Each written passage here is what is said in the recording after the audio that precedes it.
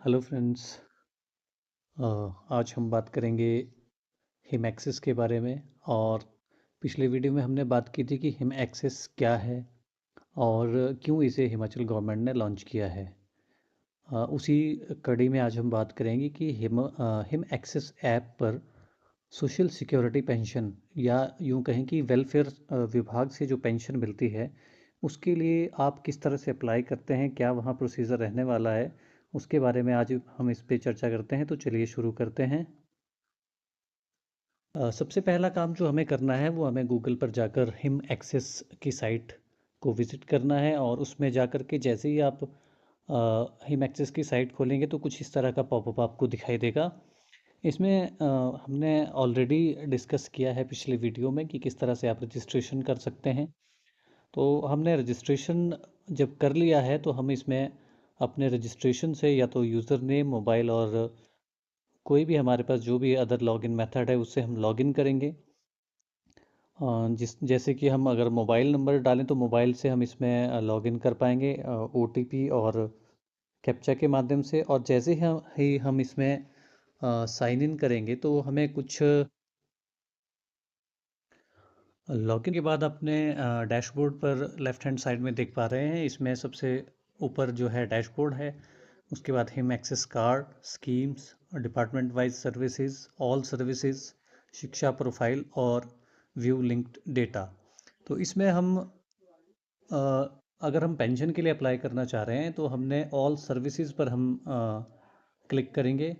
और all services पर click करने के बाद हमें कुछ इस तरह का ड्रॉप डाउन देखने को मिलेगा। जैसे आप देख पा रहे हैं इसमें हिम परिवार, HPE डिस्ट्रिक्ट, हिमाचल प्रदेश राज्य चयन आयोग, हिम केयर, सभी सर्विसेज यहाँ पर आपको इस तरह से दिखाई देंगी। तो इसको जब आप स्क्रॉल करेंगे तो थोड़ा नीचे जाने पर आप दिखाई देगा ई कल्याण। जैसे आप देख पा रहे हैं यहाँ ई कल्याण हमने सेलेक्ट करना है क्योंकि पेंशन का जो एप्लीकेशन हम अपनी सबमिट करेंगे वो ई कल्याण के अंडर करेंगे। तो पेंशन सबमिट करने से पहले ई कल्याण को जैसे ही आप सेलेक्ट करेंगे तो आप कुछ इस तरह के ई कल्याण के पोर्टल पर पहुंच जाएंगे, जहां सबसे पहले आपके लेफ़्ट साइड पर लिखा होगा डैशबोर्ड, उसके बाद न्यू एप्लीकेशन और फिर एप्लीकेंट लिस्ट। तो क्योंकि हमने पेंशन के लिए अप्लाई करना है तो हम न्यू एप्लीकेशन को सेलेक्ट करेंगे। न्यू एप्लीकेशन को सेलेक्ट करने के बाद हम राइट साइड पर सेलेक्ट स्कीम है उस ड्रॉप डाउन को सेलेक्ट करेंगे। जैसे ही आप सेलेक्ट करेंगे तो कुछ इस तरह से आपके स्क्रीन पर पॉपअप आ जाएगा जिसमें different kind of welfare schemes का लिखा आपके सामने लिस्ट रहेगी। जैसे इंदिरा गांधी प्यारी बहना सुख सम्मान निधि योजना, अन्य सभी जो है सामाजिक सुरक्षा पेंशन। तो मैं एक थोड़ा सा आपको डेमो करके इसमें बता रहा हूँ कि अगर हम, क्योंकि मैंने अपना लॉगिन आईडी इसमें ऑलरेडी क्रिएट किया हुआ है, तो मान लीजिए हम ओल्ड एज पेंशन यहाँ पर सेलेक्ट करते हैं।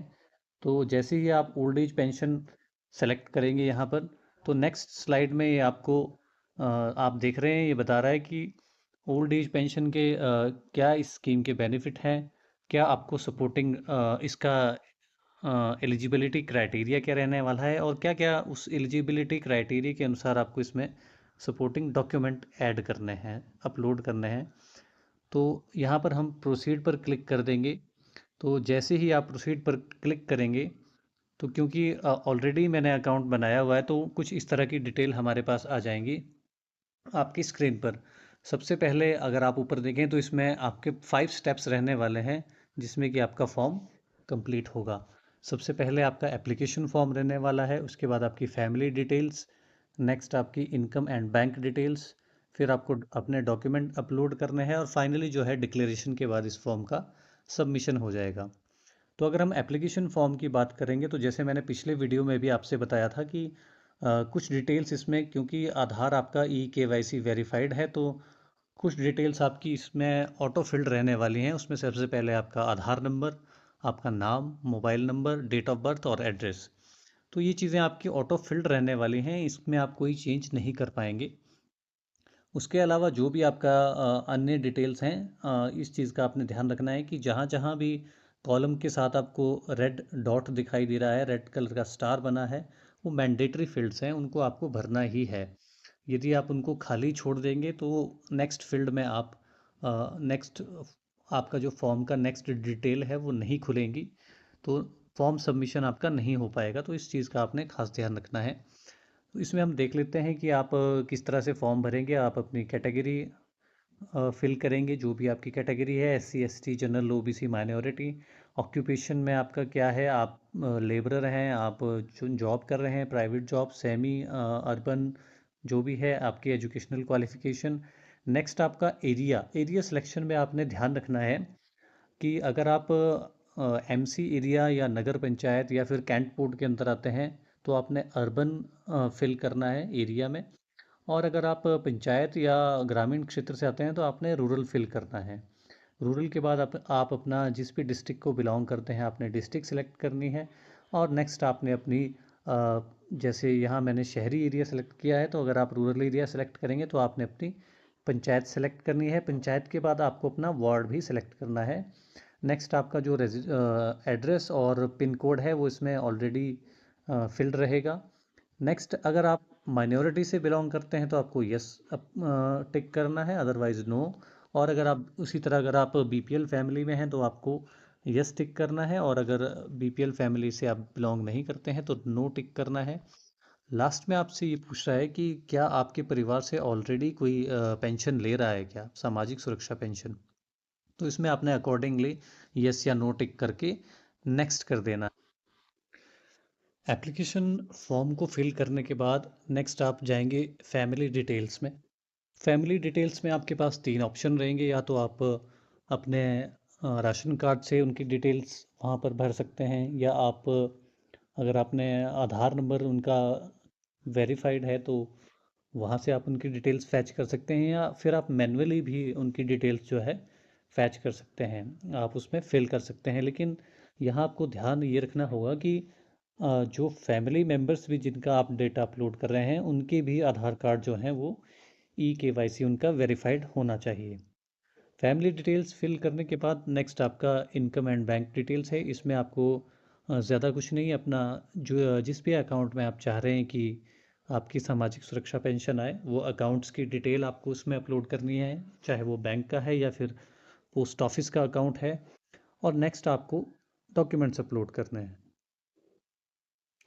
डॉक्यूमेंट्स की लिस्ट हम यहाँ एक बार देख लेते हैं। मान लीजिए आपने ओल्ड एज पेंशन के लिए अप्लाई किया है, तो आपको person should be permanent resident of HP, तो आपको उसमें अपना बोनाफाइड हिमाचली सर्टिफिकेट अपलोड करना है।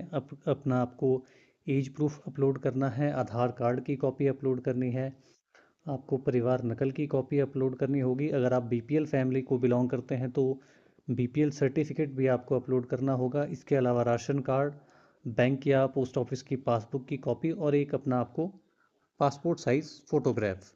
तो ये सभी डॉक्यूमेंट्स आपको अपलोड करने हैं। तो डॉक्यूमेंट्स अपलोड करते समय आपने इस बात का ध्यान रखना है कि आपके सभी जो भी डॉक्यूमेंट्स आप अपलोड कर रहे हैं उनका साइज़ 1 MB से कम हो। ये स्टैंडर्ड एक साइज़ यहाँ पर रखा गया है, क्योंकि 1 MB से अगर ज़्यादा साइज़ आपके डॉक्यूमेंट का है तो आप इसको अपलोड नहीं कर पाएंगे। तो मैं आपको सजेस्ट करूँगा कि सबसे पहले आप डॉक्यूमेंट्स की चेकलिस्ट पर जाएं जब भी आप पेंशन फॉर्म के लिए अप्लाई करें, और उन सभी डॉक्यूमेंट्स का आप पीडीएफ बना कर रख लें। उन पीडीएफ को आप कंप्रेस करके साइज़ जो है 1 MB से कम कर लें, और ताकि जब आप फॉर्म भरें तो फटाफट से आपके डॉक्यूमेंट जो हैं वो अपलोड करने के लिए अवेलेबल हों। जब आप डॉक्यूमेंट्स अपने अपलोड कर लेंगे तो लास्ट में आप नंबर 5 पर यहाँ देख सकते हैं डिक्लेरेशन। डिक्लेरेशन में आपको कुछ नहीं करना है। एक छोटी सी डिक्लेरेशन होगी वहाँ पर कि मैं जिस भी पेंशन के लिए अप्लाई कर रहा हूँ तो मैं इसके एलिजिबिलिटी क्राइटेरिया को फुलफ़िल कर रहा हूँ, और डॉक्यूमेंट्स जो भी मैंने सबमिट किए हैं वो बिल्कुल सही हैं। तो उसको आपने टिक करके लास्ट में फाइनल सबमिशन वहाँ पर ऑप्शन होगा, फाइनली आपने उसको सबमिट कर देना है। और आपका जो है पेंशन फॉर्म कंसर्न्ड तहसील वेलफेयर ऑफिसर को उनकी वहाँ पर जो हिम एक्सेस पर आईडी बनी है उसमें रिफ्लेक्ट होना शुरू हो जाएगा, और आपको भी एक शायद कंफर्मेशन एसएमएस मिल जाएगा कि आपका जो है एप्लीकेशन फॉर्म वो सक्सेसफुली सबमिट हो चुका है। तो ये था प्रोसेस जिसमें हमने आज डिस्कस किया कि हिम एक्सेस पर आप सोशल सिक्योरिटी पेंशन के लिए किस तरह से अप्लाई कर सकते हैं। बाकी सभी स्कीमों का भी हम बारी बारी से यहाँ पर डिस्कस करेंगे कि किस स्कीम के लिए आप किस तरह से फॉर्म भर सकते हैं, किस तरह से अप्लाई कर सकते हैं। तो बने रहें हमारे साथ। Thank you so much.